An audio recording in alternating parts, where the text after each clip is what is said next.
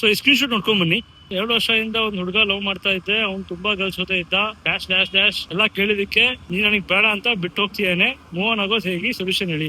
First of all ಅವನು ನೀವು ಕೇಳಿದಾಗ instead of justifying, instead of telling the facts, ಅವನು ನೀವು ಬೇಡ ಅಂತೇನೆ ಅಂದ್ರೆ ಅವನು ಟ್ರೂ ಲವ್ ಮಾಡೇ ಇಲ್ಲ ಆಯ್ತಾ. First of all he's an ನಾಲಾಯಕ್ ಪರ್ಸನ್. ಅದೇ ತರ ಗರ್ಲ್ಸ್ ಕೂಡ ಇರ್ತಾರೆ ಕೆಲವು ಕೇಸಲ್ಲಿ. I don't want to bash only for male community. ಹುಡುಗಿರು ಈ ತರ ಮಾಡ್ತಾರೆ. ಸೊ ಯಾರು ನೀವೇನೋ ಕೇಳಿದಾಗ instead of giving practical, instead of giving genuine response, ಸುಮ್ಮನೆ ಬ್ಯಾಶ್ ಮಾಡೋದು ಅಥವಾ ಬೇಡ ಅನ್ನೋದು, ಬ್ರೇಕಪ್ ಹಂಗೆ ಹೆಂಗೆ ಅಂತೀಯಾರೆ ಅಂದ್ರೆ ಅಂತವ್ರಿಂದ ದೂರ ಇರಿ.